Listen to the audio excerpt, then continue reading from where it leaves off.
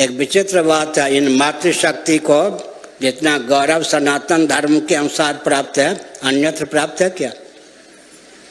ये माताएं चाहें तो साक्षात जगदीश्वर को लाला बना सकती हैं, पुत्र के रूप में जन्म दे सकती हैं। साक्षात जगदीश्वरी को लाली बना सकती हैं, पुत्री के रूप में जन्म दे सकती हैं। इससे बढ़कर सौभाग्य क्या होगा? इसलिए मातृशक्ति को सनातन धर्म में इतना गौरव प्राप्त है, सम्मान प्राप्त है। मातृदेवो भव पहले कहा गया, त्वमेव माता तो पहले कहा गया। काशी खंड का अध्ययन कीजिए, स्कंद पुराण। कोई सन्यासी भी हो, कहीं माता दृष्टिगोचर हो जाए तो वो आसन से उठ करके दंडवत प्रणाम करे। मनुस्मृति के अनुसार एक माता का अपने पुत्र पर उसके पिता की अपेक्षा 10 गुण अधिकार होता है, जिसको आजकल कहेंगे वीटो पावर का प्रयोग। एक मातृशक्ति का अपने पुत्र पर उसके पति अर्थात बालक का जो पिता है जितना अधिकार होता है, 10 गुण अधिक अधिकार माता का पुत्र पर होता है। राम जी आए, मर्यादा पुरुषोत्तम रामभद्र, माँ बन जा रहा हूं, पिताजी ने वनवास दिया है।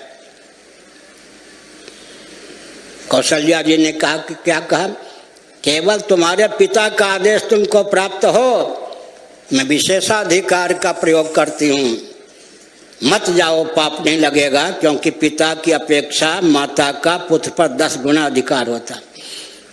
कदाचित दाल में काला है, कदाचित विमाता हो, समझ गए कि कैकेयी की सहभागिता होगी।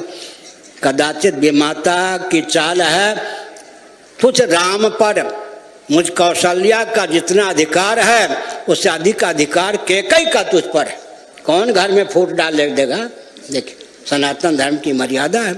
हमने संकेत किया सज्जनों।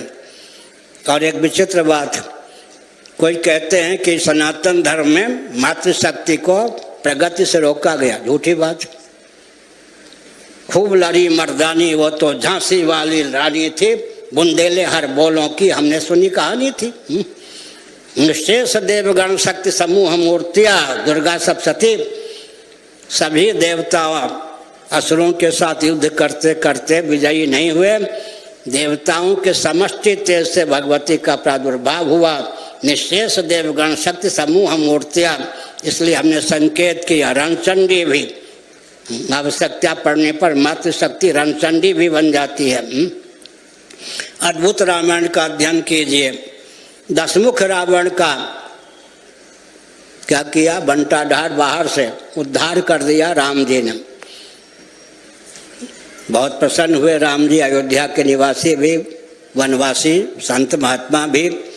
नारद जी आ गए, अभी काम नहीं बना है, एक सहस्त्रमुख रावण पैदा है, जब तक उसको नियंत्रित नहीं करेंगे तब तक भूमंडल का भला नहीं होगा। अयोध्या से जो भी सैनिक भेजते वो सहस्त्रमुख रावण क्या करता, एक ऐसा बाण फेंकता जो जहाँ से आते वहीं पहुँच जाती। युद्ध क्या करेंगे?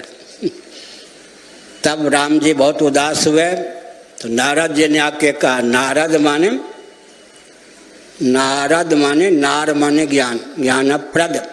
नारद जी मिल गए तो समझना चाहिए भगवान के मिलने का मार्ग प्रशस्त हो गया। नार का अर्थ होता है ज्ञानक, ज्ञानप्रद गुरु का नाम नारद।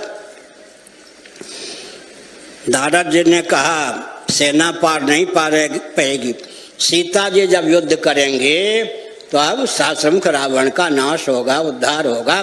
भगवती सीता ने फिर धनुष बाण ले लिया। इसलिए हमने संकेत किया, मातृशक्ति शील और स्वास्थ्य 2 सकार का ध्यान रखकर जितना चाहे प्रगति करें। सनातन धर्म में कोई रोक नहीं है, 2 ही है, शील और स्वास्थ्य। कहीं आवश्यकता पड़ जाए तो शरीर को भी होम करके शील की रक्षा करने का प्रयत्न करना चाहिए।